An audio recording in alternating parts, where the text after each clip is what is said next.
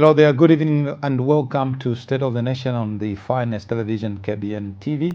Thank you so much for choosing to keep us company. We are live now on DSTV channel 279 nationwide, and we are also live on Go TV 27 as well as Topstar 102 nationwide. And of course, not forgetting for those of you who may have been load shedded and you need to follow through this discussion using our social media platforms. Okay, you can go to KBN TV YouTube channel, or better still, stay with us on KBN TV Facebook page. I am your host as usual, Kennedy Mambwe. Tonight we look at the possibility of having a cohesive and united opposition ahead of the 2026 August elections, as a matter of fact, in the next few months from now.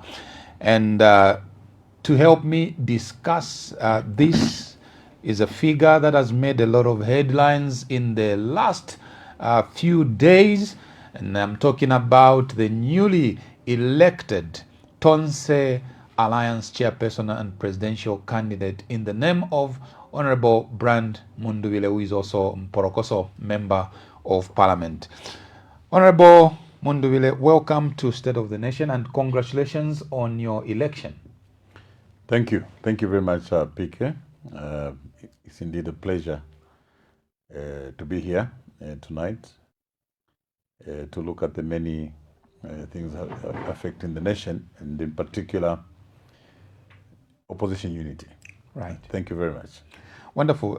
Before we get to discussing opposition unity, I'd like first of all to reflect on some of the events of today, chiefly a press conference that was convened by the Patriot Front national chairperson, I would like to believe, Honorable Jean Kapata, who says the party considers you to have expelled yourself for attending the Tonse General Assembly.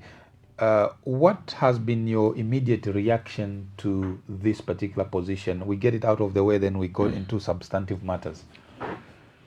You see, PK, I've been observing and listening to most of the discourse around Honorable Brand Mundubile and Tonse. Sometimes it's very difficult to comment or indeed exercise one's mind around that. For one reason, PK, the Tonse, that I now lead as president is the same Tonse to which President Edgar Chagalungu appointed me almost a year ago as the national chairperson for parliamentary affairs and deputized by President Chifum Panda State Council. It's the same Tonse where the Apostle Professor Dan Pule was as vice chairperson. Yeah, so when somebody says because you are there, you've expelled yourself, you begin to wonder at which point. Was it at the point that President Lungu appointed me to that particular alliance, or something else has changed?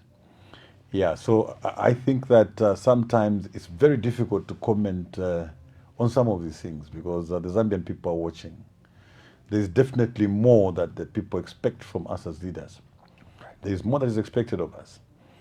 So even as we go out there to make comments, have press briefings, sometimes we should take a step back and think about the Zambian people. Right. What are the expectations? Is this really what they want to hear? You ask yourself one question.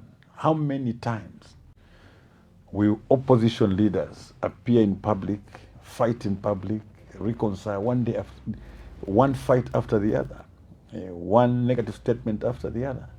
In the meantime, PK, the farmers are dying on queues, waiting for their money. Youths are being driven out of their spaces by the army. Okay, the civil servants are working under very difficult conditions. So at which point will politicians abandon their selfish interests, their heads, and tend to serve the people? Right. So if you ask me, PK, as to what were my comments, I'll be very honest with you. I really didn't exercise my mind to that. I think that our resolve now, as Tonse, our resolve is to find solutions to the many challenges the youths are facing today. So these are competing interests. I ask myself, what should I be doing now? Should I look at this video? Should I watch the video where my dear sisters are having a press briefing so that I prepare my response, so I exercise my thoughts around it? Or should I think about the youths that are suffering? So I'm being very honest. I didn't have any thoughts around that. I just watched and I said, well, I think Zambians are there to judge. I mean, when I look at you and observe you, I look at the people that surround you, the colleagues within your party, and perhaps even extended civil society organizations that might have an affinity towards yourself and the larger opposition, family. Do you still, feel that such sentiments coming from a party that should be uniting could be coming perhaps not at the right time? And how are the people who are gravitating towards you, are part of the same family, feel when they hear such sentiments? What are your feelers from the colleagues that you are surrounded with, who are from the same family? Yes, people are indeed worried, especially civil society organizations and other political parties. They believe, as a party that was in government not many years ago, we are supposed to occupy a central place in providing that unity. And some of the people that you refer to, PK, are senior members of that party. They're also senior members of, they were senior members of government, as it were. It's expected that at this point, they should be there to provide leadership. You hear, the same voices saying, we need to unite. It's the same voices that are very quick, to pronounce division, to show hate towards others, as it were. Yeah, so my advice and guidance to my sisters and indeed other leaders would be that we need to be very careful. We need to now understand and read the mood outside. Right. What are the expectations of the Zambian people? What do they expect of us? And that certain statements should not be made at all in public. There are certain things that you say in private. Right. You can reprimand people privately. The matters that are discussed now, whether it's Tonse, whether matters relating to PF, are matters that Zambians have followed very closely the past 4 years. So they have a fair understanding of what is going on. So it's not so much about what one leader says today. It is so much about how much more do Zambians know about this particular subject, and how are they judging us as we go out there to make these statements. When we go back to our central theme for this discussion tonight, opposition unity ahead of the 2026 August general elections, there's a saying that to whom much is given, much is required. And it would appear then that since the mantle seems to have fallen perhaps on your shoulders, there's a lot of leadership expected from you and your team in the context of galvanizing unity. I think it would be in the interest of the Zambian people to know what would be your strategy to make sure that there is cohesion within the political landscape, and that everyone begins to see that Zambia is bigger than perhaps personal interests that are being fronted from different sections. Yes, PK. We've actually started engaging. As Tonse, we've started engaging other political parties. This is not a new thing. When Tonse was created, just by way of background, President Lungu's view was that being the biggest opposition political party, whose illegal status was hanging, Yes. we needed to come together with other opposition political parties Right. taking advantage of the structures, our structures right across the country, as it were. And you see, PK, most of the political parties admitted to this one fact that you are the largest opposition political party. Right. During the time of contestation and differences, most of these parties have been coming round to talk to us individually and say, why don't you quickly resolve your wrangles so that we can come together? So after yesterday's event, I want to tell you that there's been a number of phone calls with the people that we had engaged with previously. So what you're going to see a number of political parties coming to work with us in Tonse to unite the opposition. Right. So it's not a new subject that we're talking about. Yeah. What many were waiting for, they were waiting for PF to provide leadership within Tonse first of all, and then Tonse will begin to attract other political parties. Right. So now that we are done with our Congress, Yeah. the leadership has been chosen. These political parties are now coming round. We already have started engagements. I'll tell you now that I have scheduled meetings right through the weekend. Right. So you begin to see parties coming together to work with us. Talking about the General Congress that you held, I must confess it took most of us by surprise. We were not expecting it. We had read your announcement of postponement.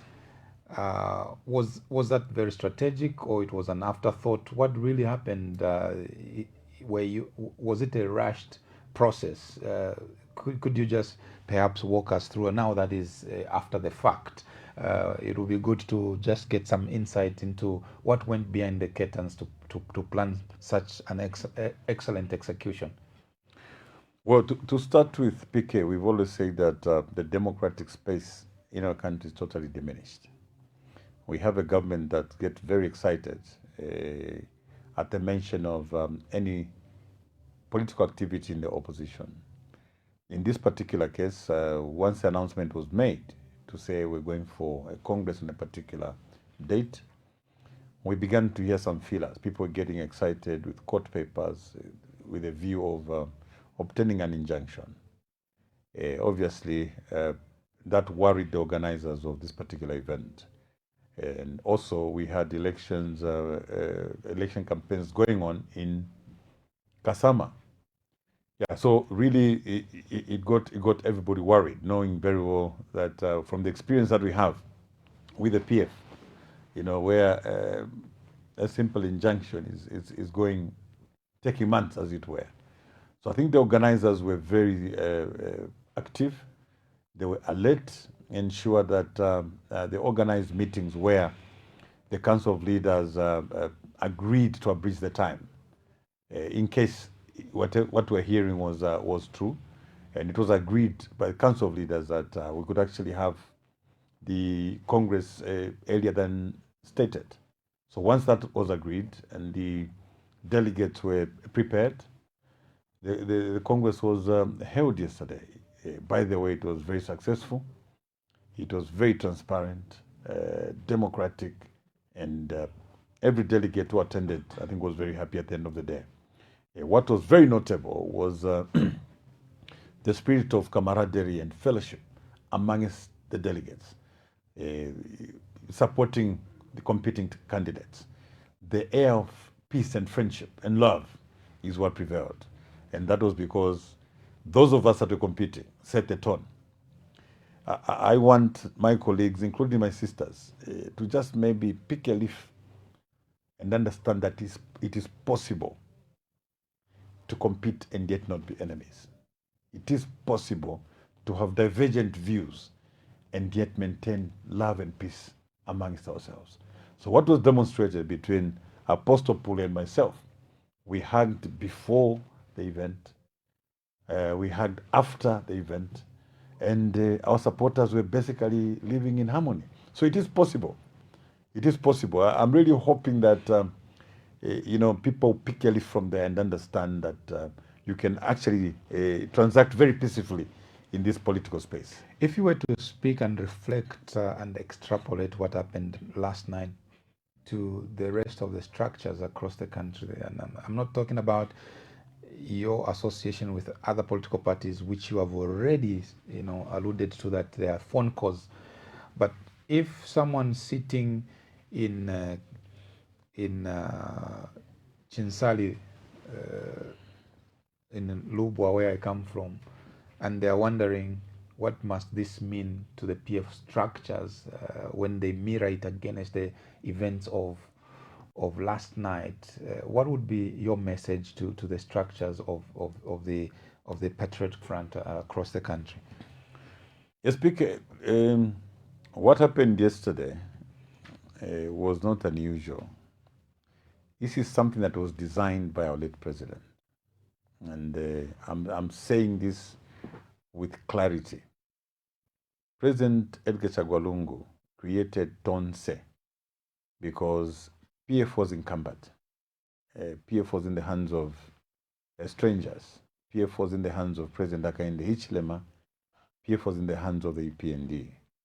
So really what President Isiel had was this alliance of political parties. The convention with the PF, I want to make it very clear for you to understand. Yeah. You would ask me a question to say, why were you going to hold a convention with PF? And yet the matters concerning PF were in court. So President Lungu's version was that for purposes of sanity, for purposes of accountability and transparency, we are going to use the PF constitution, right, to hold the convention. So what that meant was the PF structures, as per our constitution, will take us to a convention, elect a leader. That leader was to go and take up the position of chairman and president of Tonse, a position that I hold today. Right. Along the way, because of some activities within the PF, the Tonse Council of Leaders decided to strip the Patriotic Front Party of its status as an anchor party and as a party that will provide a presidential candidate. The council resolved that a presidential candidate for Tonse will not necessarily come from the PF, right, but will come from the Council of Leaders out of an election. So if PF was to hold its convention today, the winner of the PF convention today would not be the president of Tonse. If the election or the convention for PF had happened a week earlier, the winner from the PF convention still needed to compete with other leaders in Tonse to become the Tonse president. Right. Yeah, so that must be understood very clearly. Right. So Tonse remains a vehicle that President Edgar Chagwa Lungu left. As a leader, I know to say, just in case others created another Tonse, yeah, I can easily tell the difference because I know the other members that President Lungu appointed and left in Tonse. Right. So I can't mistake between a real Tonse and a fake Tonse. So this is just a matter of coincidence that you are from PF and you are now the Tonse chairperson. No, we can't call it a coincidence. The intention of President ECL was that Tonse was going to field a candidate. That was the intention from the beginning. Right. So we are carrying out his legacy because Tonse is to produce a unified candidate to go into this year's election. The process through the PF was basically for sanity. Yeah. So, but Tonse came up with its own rules to say, since the candidate is not coming from PF, we will come up with our own rules as Tonse Alliance and choose a leader. And that was done yesterday, very transparently for that matter. Very transparent for that matter. Let's go to the aspect of your vision for the nation. Is this a question of just having a quest to lead? And I think in my previous interview with you, I had again asked you this. Because it must be embedded in the people's minds as to why you are putting yourself up to lead the nation. What is it that makes you wake up at night and lose sleep and say, I must fix this and I must fix that for Zambia? What is your vision for this country? Of course, PK, vision must be anchored on something. So, what we have as a country today, we have a divided nation. That is one.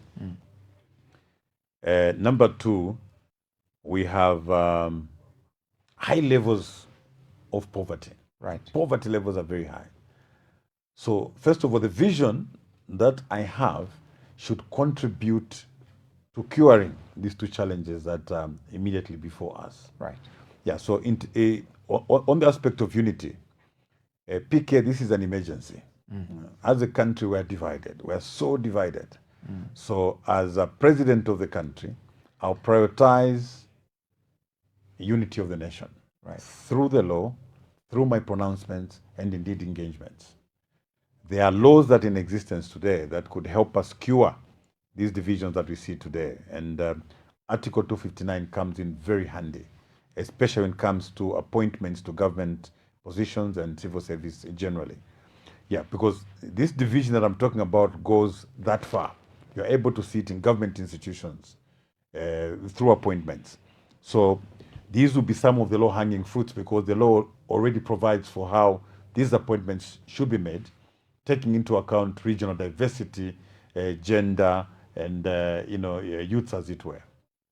So the president today, a couple of weeks ago, and many a time that he has taken time off his work to go to Southern Province, he has made very alarming statements, where one listening to the president speaking would actually believe that the Zambian people in Lusaka actually rose against people from a particular tribe or a particular region, and give an impression that even buses coming from a certain region were actually attacked by people living in Lusaka. That is not true. I have lived in Lusaka, PK, for over 40 years, and I don't think we've experienced anything like that. If there were such incidences, then it was something that was not common to many people that live or lived in Lusaka. Yeah, so by and large, I believe that the president was deepening the divisions that are already in existence. Where citizens began to, scheme against themselves.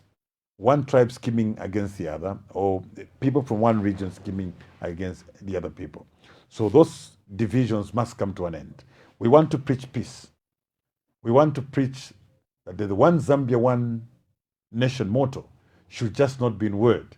It should actually be in deed. And it starts with the top. What I said, PK, earlier, like we had a Congress yesterday. The peace that prevailed was because myself and Professor Apostle Pule set the tone. Our supporters had no choice because they saw how we were relating. Right. They could not take a different path altogether. So it starts with the top leadership and ends with the top leadership. So if there are divisions today, when there were not such divisions yesterday, we must question the top. So coming to issues of poverty and poverty levels, the vision I have largely involves the youths, PK. Right. You know that a greater part of our population is for the youth. Right. And these are the people that are mostly affected by these high poverty levels. So the vision I have is to be able to create employment, especially for the youths, because these are agents of change. These are people with the energy. These are people with brilliant and fresh minds to be able to contribute to the development of this country. Right. So when we zero in specifically, PK, you will agree with me that research has shown that the real fight against poverty, you've got to create employment to fight poverty. And that employment should be sustainable. Right. Youths have been asking me questions. Normally when I appear in the media, they want to know exactly what I have or we have as Tonse for them as youths. I want to take a few minutes, 5 minutes or so, just to explain exactly how I think that the youths will play a key role and how we'll bring the youths in to resolve some of the challenges that they face. Right. So when we look at how other countries have resolved challenges affecting the youth, it was discovered that you first of all have to understand what the youths are doing. There are some efforts that they're making already. So you need to get into what they're already doing, something they're already accustomed to, Right. and only enhance it. When you drive around PK, just here where we are, near around here, from Mutendere, Kaulonga, right through, you discover that most of our youths are actually doing a lot of metal fabrication. They are also doing carpentry. They also trade in fresh foods, be it vegetables, chicken, meat, and so on. Let's start from there because the idea is to deal with it simplistically. So if we decided today that we wanted to get 2 million youths employed, and we start with what they're already doing, we would go, for instance, in the carpentry industry as government, create factories, maybe even up to 1 kilometer long. Those factories are financed by government because government has got to intervene in most of these solutions. So I don't really subscribe to this doctrine of government having no business in business. That's what has landed us where we are. We have gone to countries where government has had business in business, like China, for instance, and they've resolved most of these challenges. So let's take carpentry, for instance, and you've got a 1 kilometer long factory. This particular factory has got financing on it. You've got CEC providing financing on this mega factory. You've got modern equipment bought by government for and on behalf of the youths. The youths are really coming in there with their raw materials and producing quality products. Zambia Bureau of Standards also finds its place in there to certify and ensure that standardized goods are produced. So what you're doing there, PK, is the backward and forward integration. On one hand, you resolve their problems as regards equipment. You resolve their problems as regards quality control. You resolve their problems as regards market. Because government, by way of policy, can decide to buy all its furniture from these certified factories, whether there's one in Lusaka, one in the Copper Belt, at provincial level, for instance. So that is one way of getting into what the youths are doing already, then getting government involved and resolving the challenges that they have. Because the challenges that they have to do with equipment. Government procures equipment, quality equipment. The challenges that they have to do with training. We've got youth training centers right across the country. So one of the conditions to be able to work in these or occupy space in these mega factories is that you must be able to employ youths who are graduating from these youth centers. And that's the only way you're going to get favor from government in terms of government contracts. So it's all lined up. Right. Okay. So given your passion, towards resolving issues around the youths, and you say you have been asked questions when you appear on media platforms by the youths themselves.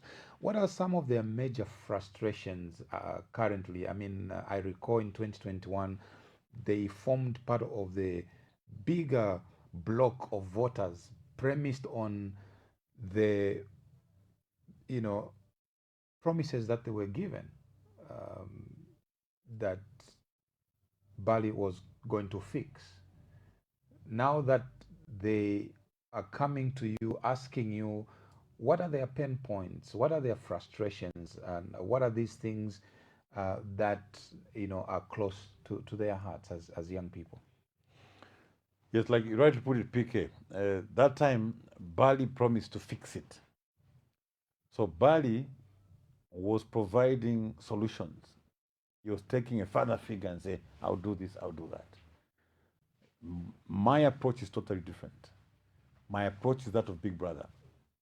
Big Brother will listen to young brother. Big Brother will listen to young sister. The youths have solutions to their challenges. I've just talked about one, for instance, to do with the industries in metal fabrication and the carpentry, as it were.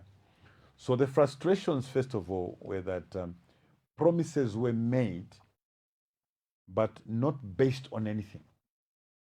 Okay, PK, to create employment, you've got just industrialize. That's the key. Whether it's for the youths or the general population, sustainable jobs can only be created through industrialization. And industrialization can only be achieved through investment. So in this particular case, for the youths, we are saying if we have youths that have got pottery businesses, for instance, most of them are losing out. They're spending the whole day at Soweto market trying to sell their chickens. And because this product is oversupplied, many times they're making losses. The question that is there, can government intervene? The answer is yes, they can. How would they intervene? Government can go into Soweto and set up refrigeration plants right there, set up abattoirs right there, such that the youth would have done his part in terms of keeping the chickens. When he goes to the market, government takes over that burden. Says, can you please bring your chickens here? Put them through this abattoir. Can we freeze them? Now, at that particular point, there's an aggregator who is an off-taker who's saying, if you want to sell in the free market, you can sell it at 150. But in case you have second thoughts, there's a guaranteed market for 130. So you can either speculate or get this guaranteed. That way, the youths, first of all, are encouraged in that the part they will play is that of keeping these chickens. I'll tell you, speaker, you know that Kasumbalesa, there are over 500 trucks going through Kasumbalesa, bringing chickens from Brazil. As the chickens are going to West at Soweto Market, there's 500 trucks that are going through Kasumbalesa border to deliver frozen chicken coming from Brazil. So if we did our part, just on the poultry side alone, CEC can easily come in and grow these small businesses. Because one, you will have an aggregator, you'll have an off-taker who's got fridges, abattoirs, and everything else. So CEC now will look beyond and ensure that this youth who's a poultry farmer and was doing 5,000 chickens every 8 weeks was further supported so that his businesses begins to go up. Most of these, I know this because my children have been doing that. My sons have been doing that. You actually see the challenges in their businesses. So government needs to move in to look at what the youths are already doing and see how best they can assist. We're not only talking about chickens, PK. Let's talk about tomatoes. Let's talk about mangoes. You feel very sad that our youths in agriculture would go there and grow tomatoes, for instance. They're very happy the previous week, where before their produce was ready, a box was at 250. When they go there, it's at 10, a box is at 50. And there's an oversupply at Soweto. You've been there, PK, where you find them throwing tomatoes. They have no use for them and so on. To do some of these things, very ambitious propositions that you're giving to the Zambian people, you need a very strong industrial backbone and infrastructure that is able to support this. And the Patriotic Front has been known to be that one party that was very focused on infrastructure development. Is it your desire that perhaps Zambian people giving you chance in August to become president of this country? Do you wish to continue on that trajectory of infrastructure development to support that vision you are talking about of making sure that there is across the board industrialization? Yes, of course. Continuity will be the order of the day. And interestingly, PK, do you know that most of this infrastructure actually exists? The industrial yards at provincial level throughout the country. What is not there now is the political will to ensure that these industrial yards are actually operationalized. So the moment you say government has no business in business, in my view, that's where the problem comes in. because this particular infrastructure is there. A lot of money was spent on these industrial yards. But then what? Okay? Do the youths have enough money? Do they have enough funding to be able to buy this high-tech equipment, to use to produce whatever they want to produce? So in terms of infrastructure, it's already there at provincial level. Right. So some of these solutions that we're talking about are already sorted out halfway. What is required is now funding. Government intervenes. Government comes in to intervene by providing funding to these particular projects, be it through CEC or any other interventions. I was saying that the setting up of small and medium enterprises ministry was a brilliant idea. I can't take that away from my colleagues, but they needed to plan to the end. Had they planned to the end, they would have also looked at ensuring that there is probably a bank that supports these small and medium enterprises. When you look at the challenges the youths have, small and medium enterprises, it's mostly to do with finance. So that's what needed to be sorted out first. So industrial yards are there. The software is lacking. The software is the political will and the funding to these particular projects. And that's exactly where we say we are going to come in. This also is the same thing with mining, the so-called illegal mining. As opposed to deploying soldiers and heavy equipment to go and drive away these particular youths, you could simply move in and take a record of who are the players, these locals, who are they? Can we take note of them? Whether they're 4,000, they're 5,000, and whatever it is. Take them into incubation. Put them in incubators where you're going to train them on safe mining. You're going to teach them on how to maintain the environment and many other things. When you are doing that, remember, government has to be deliberate. Government should put in money to solve this problem. Okay, get them out there and take them for training. Pay them some allowance as they're being trained so they can sustain themselves. But in the meantime, map out the area, investigate the quantum of the resource that is in that particular area. The time you are giving out licenses, you are already speaking to aggregators to tell them that there's so much gold in that particular area. In the next 3 years, if you brought in this capacity, you'll be harvesting this quantity per month, per year, and so on. So it all plays out. These youths, remember, PK, did not benefit from $100 million that government was spending on surveying for minerals. Government has paid private players millions of dollars to survey and map out the minerals in the country. These youths, on their own, using the ancient methods, discover the resource. Okay, so let's ensure that they benefit from that particular resource. Because one, they are Zambians. Two, they need to survive. They have no jobs. They have found something. So what government has to do is to be able to convert the informal sector into a formal sector. Those young Zambians can employ 2, 3, 4, 5 on their licenses. They've been trained on how to look after money, how to look after the environment, and how to do safe mining on a resource that they discover themselves. When that is done, the people who are going to secure that particular area are those license holders themselves. You may not need guns to secure that particular area. But most importantly, government to be able to build its gold reserves out of that same gold that is being mined there. Right. Let's look at another key, economic sector, and that is agriculture. Agriculture has for a while been perhaps second economic stay in Zambia from mining. And you have in the recent past a number of small-scale farmers, building capacity to the place where we should be feeling confident to be the food basket of the region.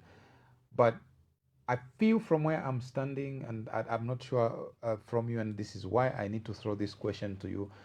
It would appear that there is some frustration that could be creeping in when we look at the government promise to make sure that the farmers are paid in good time.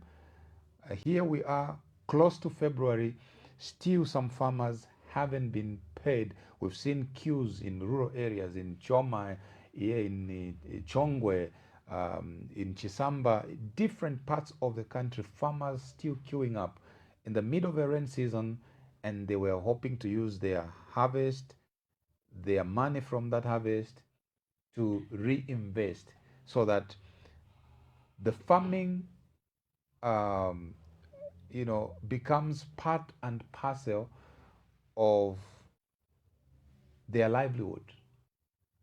But here we are today.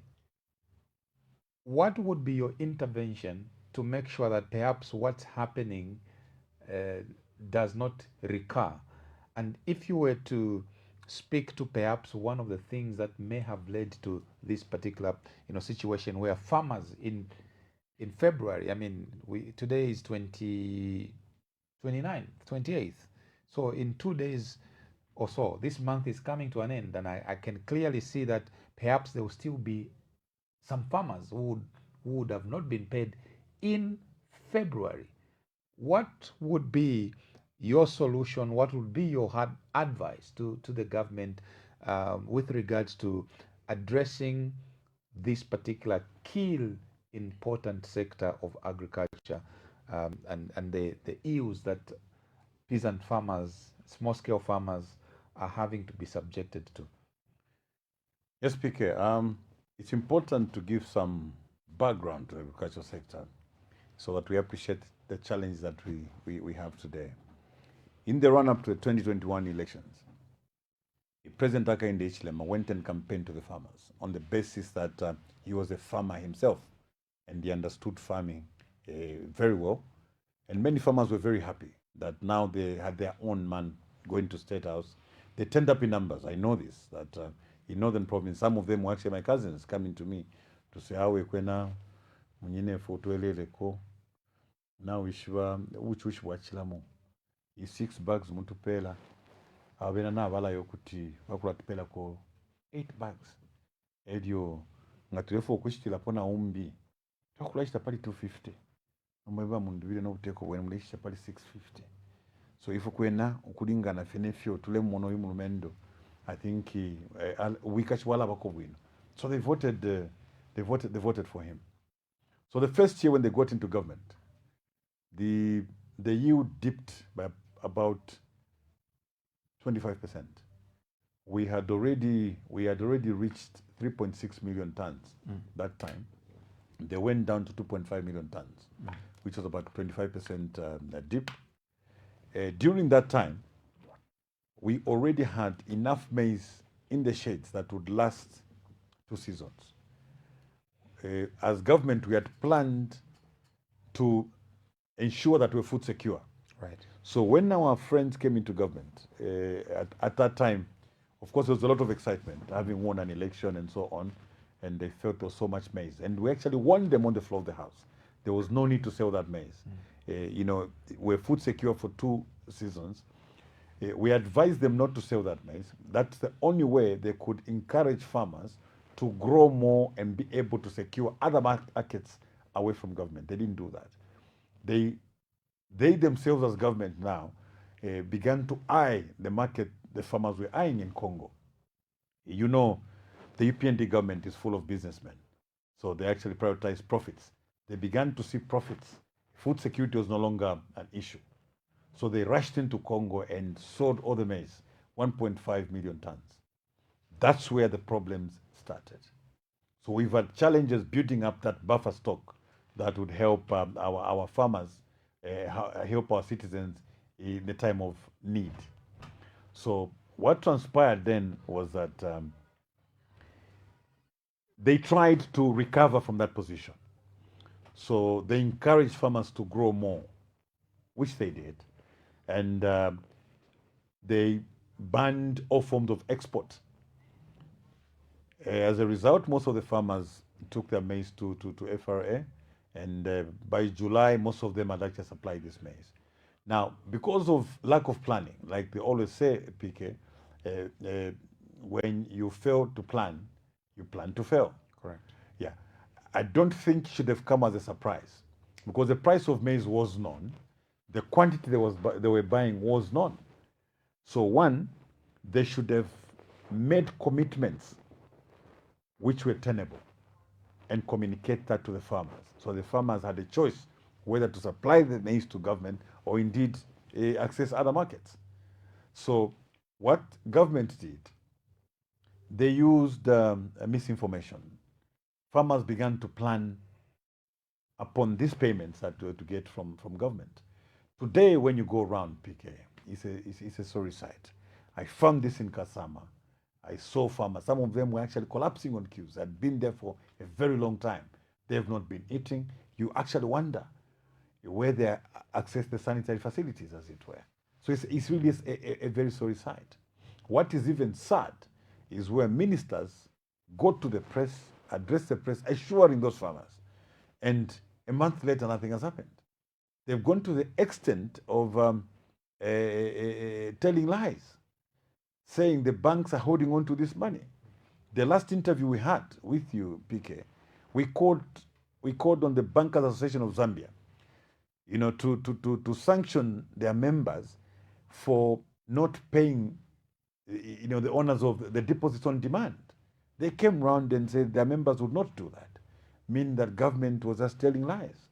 Government officials, without shame, would go to the media and project the falsehoods, as it were. So the position, PK, is that we have a government that does not prioritize the plight of its locals. A government is there to serve the poorest of the poor, the unsaved, the abandoned, the weak in society.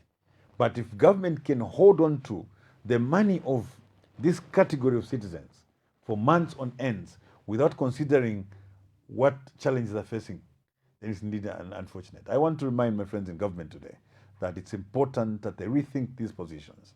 They've gone round. If they could afford to fly members of parliament on luxurious planes, hired planes, to go and hide them in Lower Zambezi for purposes of coercing them to vote for Bill 7.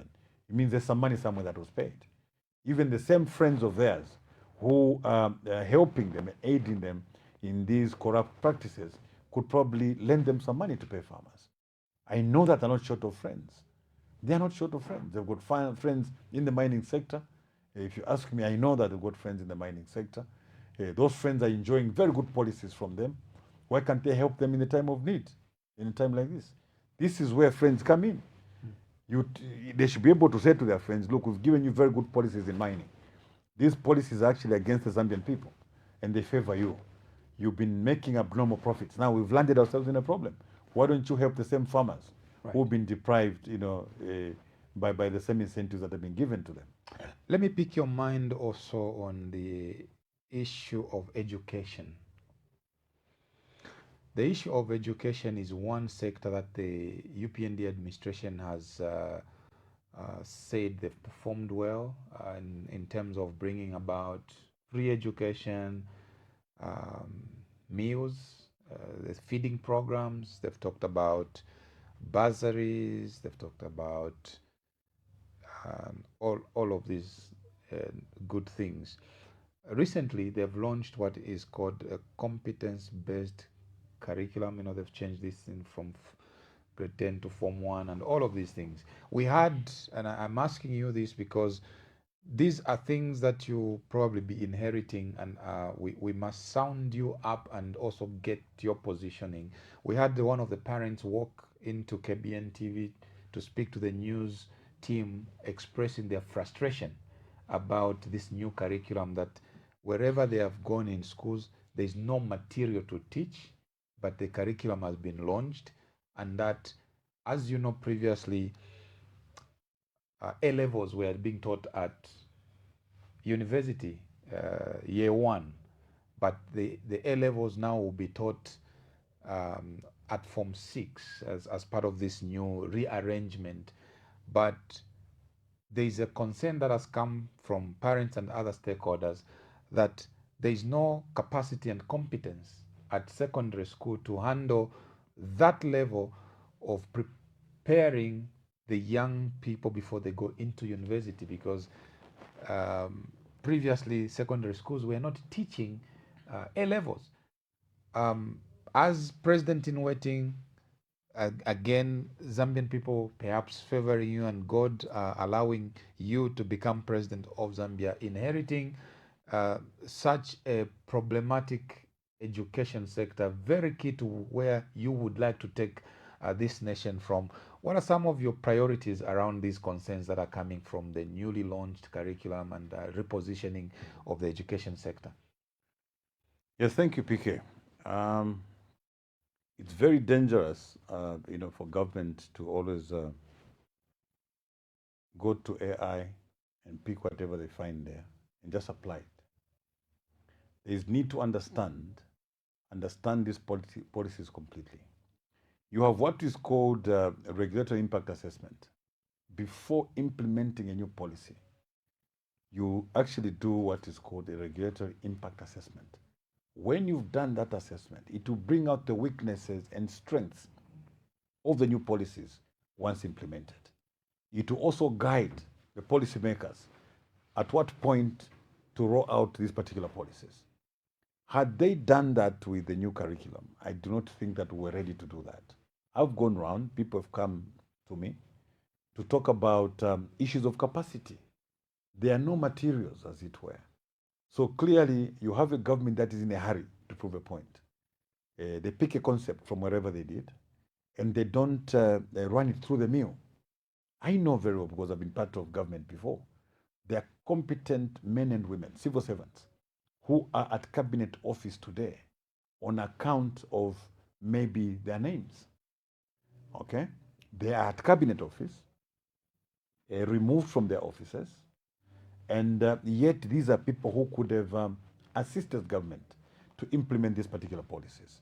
So these particular policies do with curriculum is very dangerous, and I want to appeal to my dear brother Douglas Yakalima to rethink his position. Let him engage the teachers, let him engage the parents, and find out the frustrations that the people are going through. So it's being done in a hurry.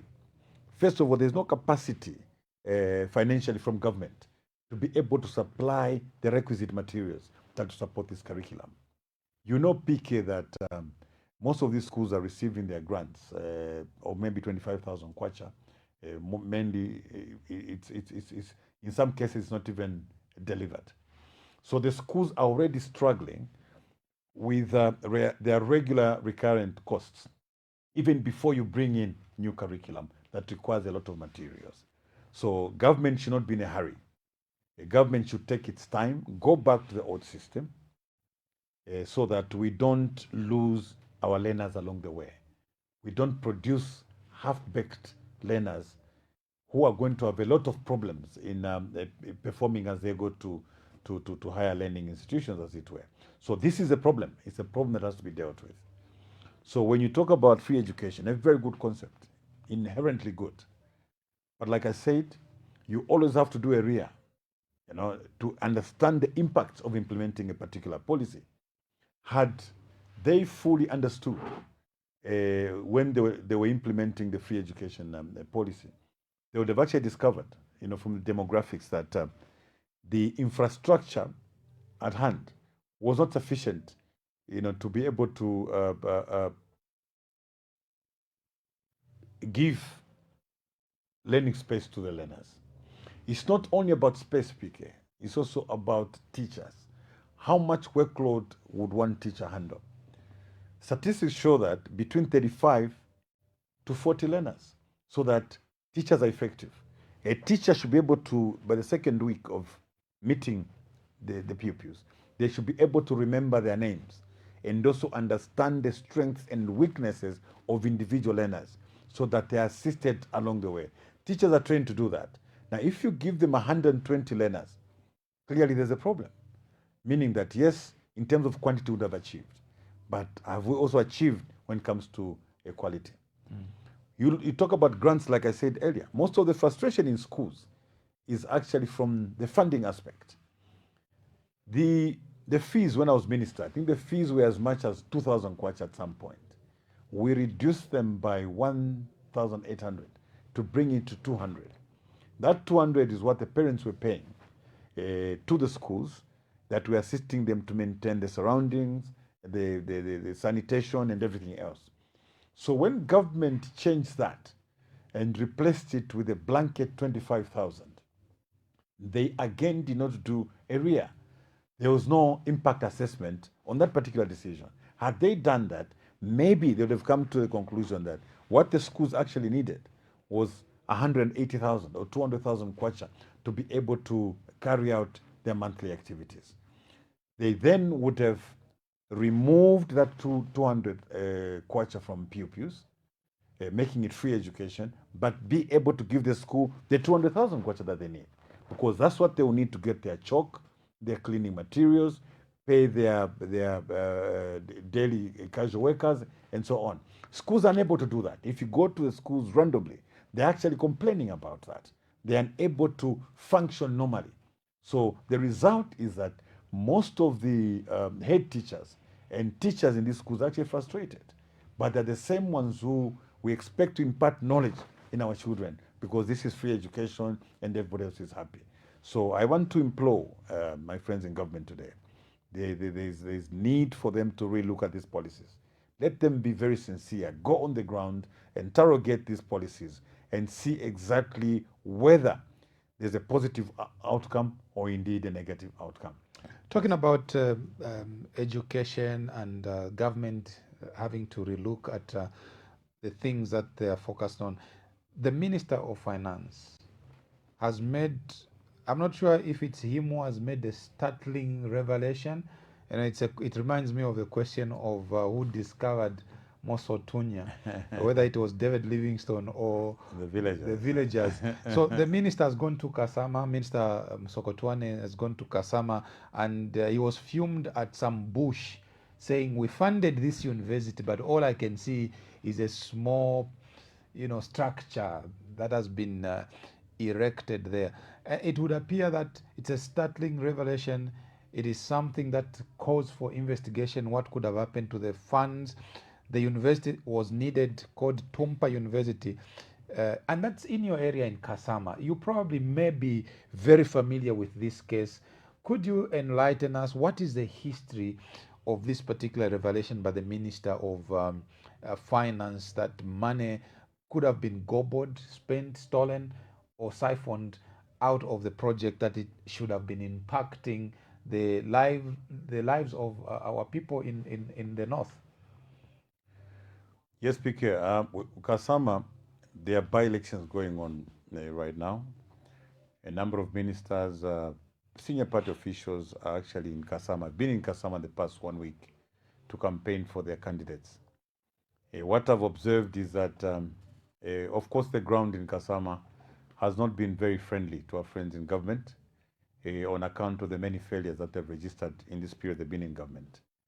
What we have seen, we saw senior government officials resorting to other methods of wanting to disparage the government, the previous government, as it were. The statement by Comrade Musogotwane is worrying. It's worrying, especially that Comrade Musokotwane and Honorable Milupi come from the same cabinet. When you go to Parliament and find out what the response from Honorable Milupi was concerning that particular project with what Honorable Musokotwane is saying, then as a Zambian, you must be very worried. People coming from the same cabinet, giving two different positions. Comrade Milupi, as Minister of Infrastructure, cleared all those stories surrounding Ntumpa University and Wapula University. And yet, 2 years later, Comrade Musokotwane can actually go there and make some very frivolous statements, statements that should alarm the nation about misuse of funds. What's the real story there? Well, the real story is that there was some Chinese funding of about $200 million, which was dedicated to FTJ University in Wapula.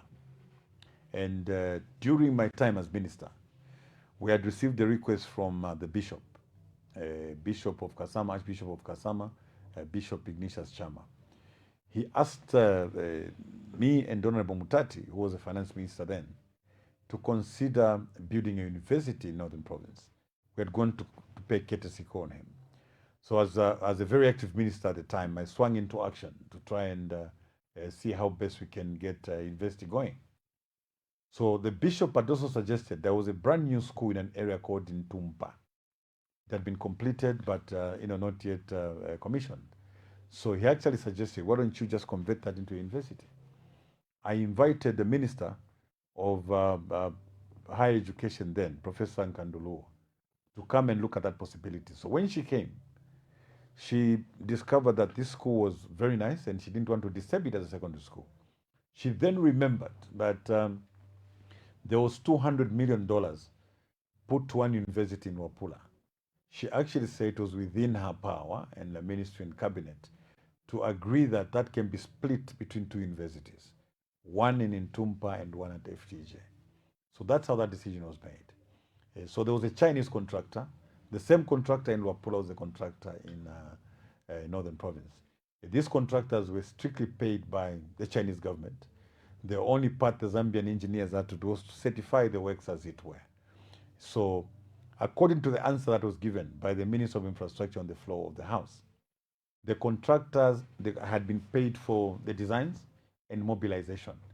So they went on the ground to find out whether the designs were there. The designs were there.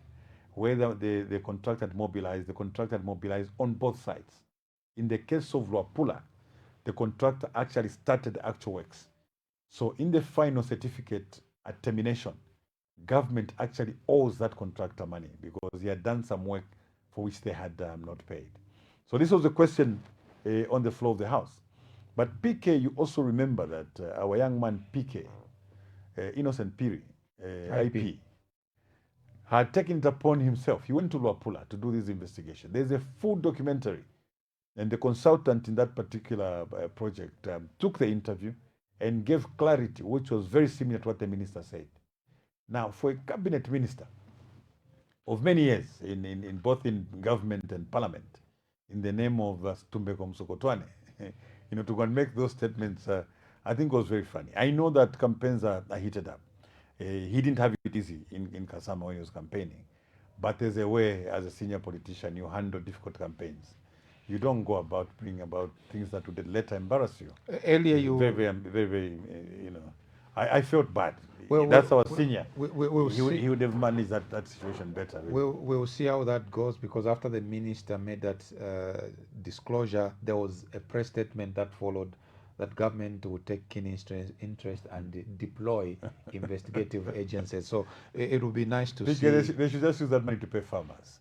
The reports are there. Let them go to Parliament. Go to Parliament website and look at the Hansard.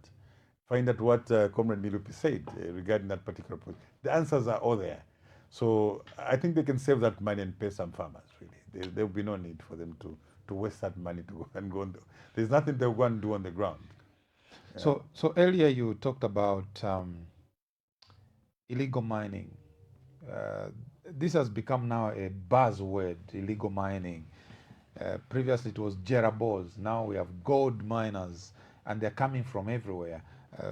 Last week we saw the deployment of special forces to go and remove the so-called illegal miners from northwestern Kikonge gold mine, to be very specific. We do not know now who is there and who will be mining. Again, you are campaigning to become president of Zambia, and mining will remain our economic mainstay for many years to come. And obviously, I would like to assume it is top of on your agenda. What information do you have on the gold illegal mining? What is the current government policy? Has the normal processes failed that we should now be deploying special forces? Where are we getting it wrong as a country? What should be done around the sprouting of gold mining, and how can it actually benefit the nation? Yes, I'll answer that question, PK, by first defining corruption, the broader definition of corruption, which is not the mere giving or receiving of bribes, but involves decisions that are made in private interest instead of public interest. And this will come by way of legislation, administration, and indeed policy.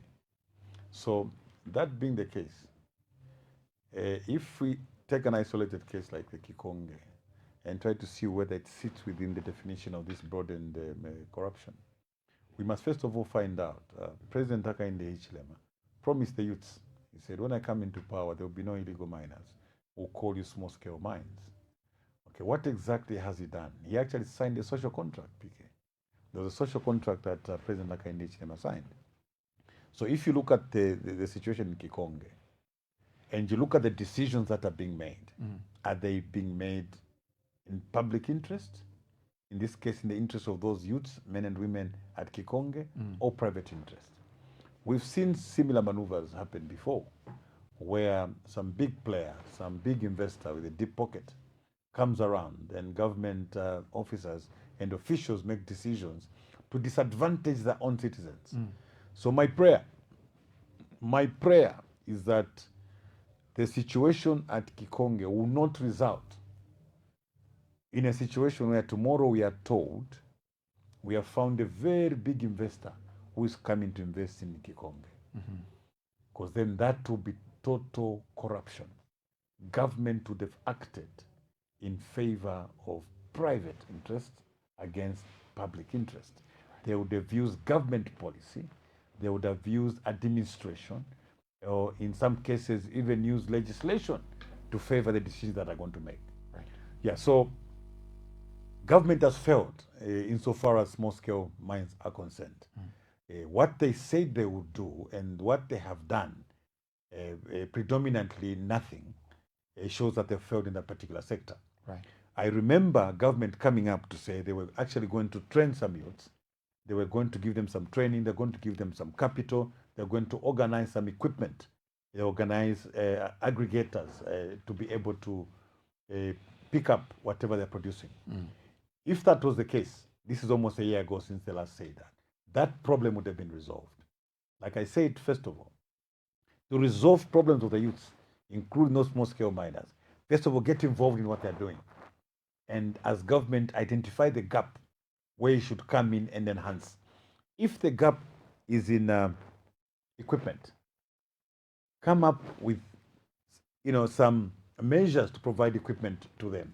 Find a big buyer, find an aggregator, an off-taker who should be able to set up in that area, supported by government, and assist these small-scale miners. So the solution to our youths at Kikonge mine actually resides in the youth themselves. If you ask them, they will tell you what they need from government. Right. First of all, they need to be protected. We should be protecting those youths. The presence of the police or the army there should be to protect our youths against foreigners who are coming to that particular area. Those guns should not be pointing at those youths. The guns should be defending those youths and pointing at intruders, foreigners who are coming, to disturb the youths who are mining from their soils, really. Right. Yes. Let's talk about the Kasama mayoral by-election. I think last week you were in Kasama.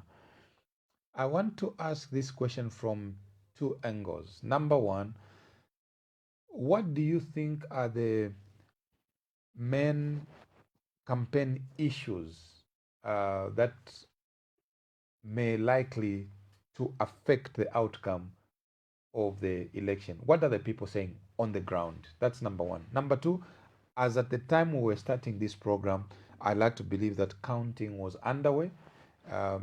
We are not permitted to declare what the outcome would be, but obviously you have people on the ground. What were the initial assessment that you were getting as at the time we were starting this program? So you are speaking to two things. What are the issues on the ground in Kasama? Number two, what are your personal assessments in terms of what might potentially become the outcome of the mayoral by-election in Kasama? Thank you very much, Pastor. When you go to Kasama, the people of Kasama had one major complaint.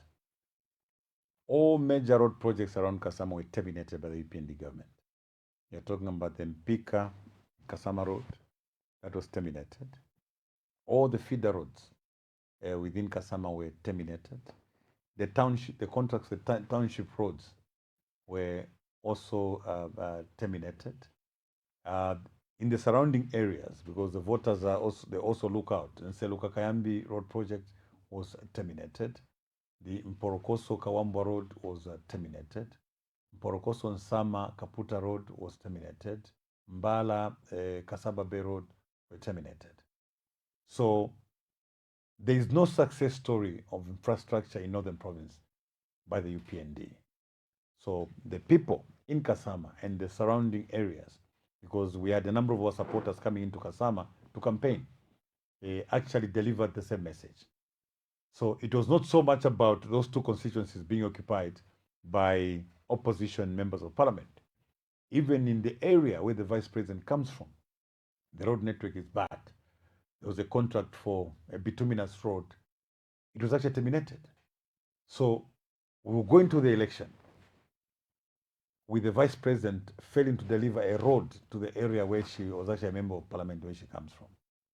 We have a member of parliament from Ipendi in Mpulungu. There's no infrastructure project in Mpulungu whatsoever. Imbala is the same story. Senga Hill is the same story.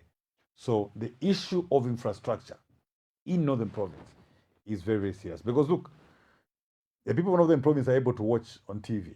They're able to see other projects being worked on. For instance, one such project is the Monzeniko Road. It's actually completed. It was terminated at the same time with the other projects. And the people of Kasama were asking, they were wondering why Seluka Kayambi road project was terminated when Monzeniko Road, after termination, they were able to give it to another contractor at 3 times the original cost.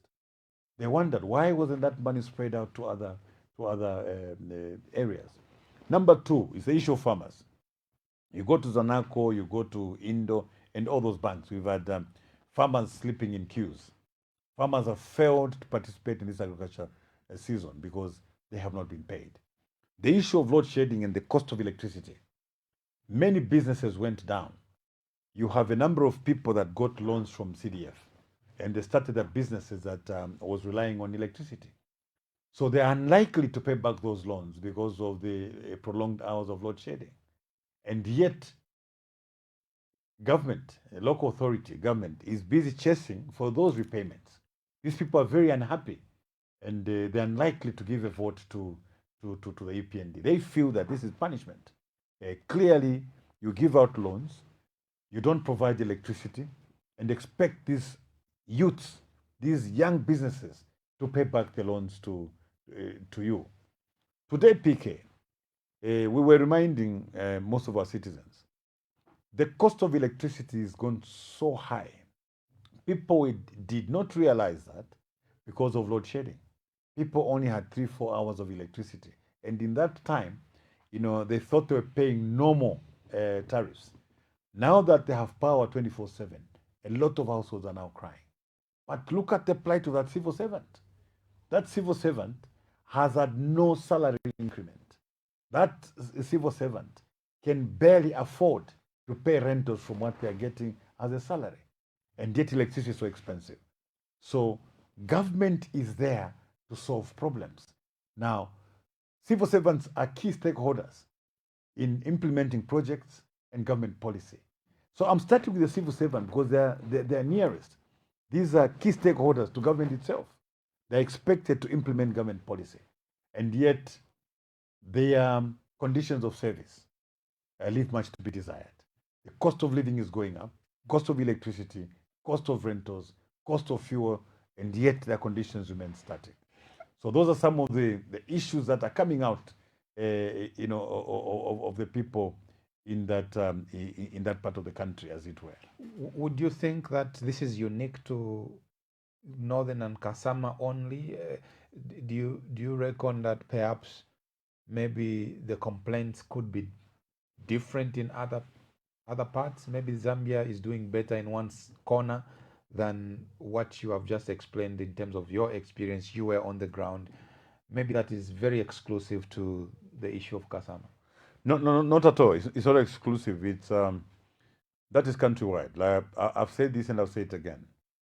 Government, the development of projects in government should be structured. It should be based on a national development plan. The moment you have no national development plan, you wake up to realize that you only took development to one side of the country, which is what the case is now. PK, if you remember, when we were in government, each minister, the starting point from making statements was the seventh national development plan, because our development was structured and based on the 5 pillars of the seventh national development plan. Today, not even the Minister of Finance refers to the eighth national development plan, which is the successor plan to the plan that we use to implement these projects. So if you look at how structured we were in terms of delivering development, it was not magic, PK. It was because it was based on a development plan. You found that if we're doing new districts, infrastructure was consistent right across the country. If we're rolling out infrastructure in the health sector, it was consistent right across the country. If we're rolling out schools in the education sector, it was uniform right across the country because it was structured. And now, because it was structured, based on the National Planning and Budgeting Act, we actually had what we called an investment board. So when you are rolling out projects, this investment board looked at other supporting projects. We want to take a school there at Intumpa. Is there a tower? Is there electricity? Is there a road? So that the projects that will be presented by Ministry of Infrastructure will actually be realigned to areas where we've already invested, so that we don't throw money all over the shore. So what has happened under the EPND government? Because one, they actually have no recourse to the National Budget and Planning Act. If that was the case, then you would have seen some structured implementation of projects. The budgets, there's been 5 budgets so far. The budgets do not speak to the 8th National Development Plan. And yet the law is very specific. The act is very clear that a budget should be crafted and formulated from the National Development Plan. So most of these areas have been affected, PK, because development has been more like a knee-jerk reaction. If my dear brother, Comrade Milupi, goes through a bumpy road between Tatayoyo and the Katunda Junction, was going to his constituents, says, this road is not good. And then they move a contractor there. If he's coming through Mwinilunga Road and it has a puncture, he says, no, we have to do a road. Development should not be there like that. Development should be planned and structured. So this is the reason why there's no consistency. You can't see any structure in the manner that the development has been. Let me take you back before we wind up. Let me take you back to, you listed a number of roads whose contractors, were made to stop, or the contracts were terminated. Yes. Was there any justifiable reason as to why? And this is nearly 5 years down the line, and there's still no contractor back on site. What was the convincing reason why those contracts were terminated in the first place? Well, initially our suspicion was that it was political. But then later you realize that the contractors that they're using now, the same Chinese contractors, were the same contractors on the Mpika Kasama Road. These were the same contractors on the Mprokoson Sama Kaputa Road. So you really wonder what this was all about. So the people of Northern Province, the people of Muchinga, the people of Luapula, the people of Eastern Province, you know very well that the Chipata Lundazi Road, the Lumezi Lundazi Road, the Lundazi Chama Road, these are roads that were started many years ago by President Sata, and some progress had been made. There's no, Comrade Milupi always talked about Chama Lundazi, Chipata Lundazi, but go there today. Nothing has happened. Nothing is happening. So the complaints in Northern Province are the same complaints my dear cousins in Eastern Province have. At one point, the minister was heard saying that was an economic road. Now imagine, Pastor, if the policy of PF was that of making profits, like our friends in the EPND today, or if the policies were that we only focused on economic roads, we would not have a road like Mansa Luwingo. So when you talk about economic roads, PK, it's actually holding a very limited view, because what we have potential in many sectors across the provinces. So let's say the potential lies in Luapula. By connecting a road through Lumezi, Lundazi, and Chama into Luapula, the target was the investments that is in Luapula. But the people in Eastern Province coming from Mozambique and Malawi needed to easily access that. So you can't isolate a project to say this is 120 kilometers in this particular area. There's no activity. It's about connectivity. The idea there should be about connectivity and the opening up strategy of opening the country so that ultimately, even a potential areas in energy, potential areas in tourism, in agriculture that may lie beyond the stretch of that particular road can easily be accessed through that connectivity, as it were. I need to pick your mind on this. There's a huge celebration in the country, particularly in government circles, that finally we have landed. We've reduced inflation to a single digit, 9.4%. But there are sentiments from other members of the public who are saying, what is a single inflation digit when I cannot buy Milli Meal as was promised? What are your thoughts around this huge celebration, which is a major milestone to reduce inflation, but the cost of living is still up there? Yeah, maybe before I tackle that, I'll remind you the UPND are in the habit of hosting celebrations. Do you remember the time that Comrade Musokotwane was coming from the US or wherever that was, assembled teachers at the airport to come and celebrate debt restructuring? The teachers were drawn from all the schools in Lusaka and they were lined up there to celebrate debt restructuring. And everybody else, a layman on the street, thought, oh, this is it. They would actually quote it, debt restructuring, debt restructuring. What has happened? Has there been any impact on our economy? Has there been any impact? The Zambians are still suffering the same way, even worse. So when you talk about inflation, you're basically talking about the rate at which prices of goods and services increase. So they're talking about having reduced it to 9%. Yes, but what's the impact on the ground, really? So these are figures that they keep celebrating day in, day out. They'll celebrate that the reserves are now at $5 billion, but the farmers are not paid. You see, PK, you need a government that cares for the people. Under Tonse, we will run a government that cares for the people. For us, it starts with Nakulumutinta Pankasa. If there is 5 billion in reserves, how has that impacted the life of Nakulumutinta Pankasa? Is there money to do the roads that to make it easy for the government to deliver fertilizers closest to a depot that is near Nakulumutinta Pankasa? Will there be money in the budget given to the Ministry of Health to build hospitals so that Nakulumutinta Pankasa can walk to the hospital? Is there money for schools so that a school can be built near Nakulumutinta's home, as it were? Then we can celebrate. But if we're going to celebrate figures in a vacuum without understanding exactly how they impact on our people, that is not the way Tonse is going to proceed. So Tonse will have people in mind. If we're talking about inflation, we'll have Nakulumutinta Pankasa in mind and find out how the drop in inflation has impacted on the life of Nakulumutinta Pankasa. The 5 billion reserve, how has it impacted?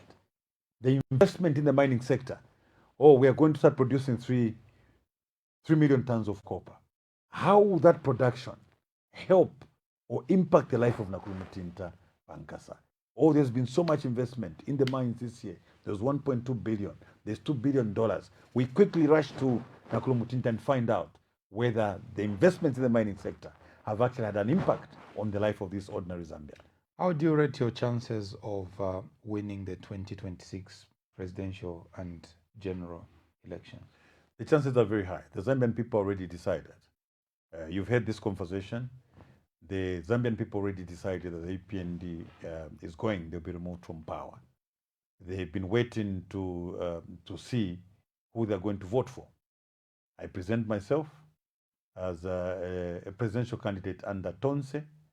I'll continue to speak.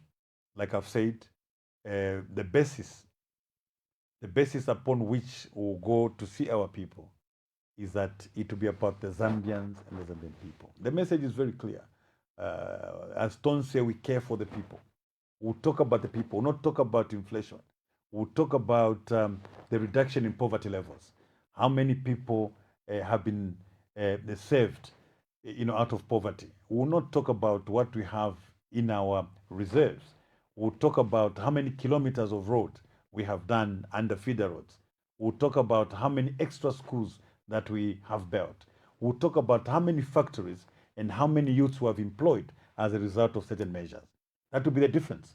Whilst the EPND celebrates figures in inflation and many other macro fundamental numbers, we will be reporting on the actual impact. What a measure that was taken under youth employment creation. How many youths have been employed? How many women have been employed? And exactly to what level they've reduced the poverty levels. So whereas our friends do not have the people in mind, we will have people in mind and will be reporting numbers of the people that would have benefited from our policies and not reporting numbers in a vacuum. Tonse Alliance presidential candidate, Honorable Bran Mundubile, making an appearance on State of the Nation. Thank you so much for coming. Thank you very much. Thank you. Thank you so much. We can only wish you all the best. Thank you, sir. Thank you. There you are, dear viewers. This has been State of the Nation on the finest television, KBN TV. Thank you so much for watching. Until next time, the Lord keep you and bless you. Bye-bye.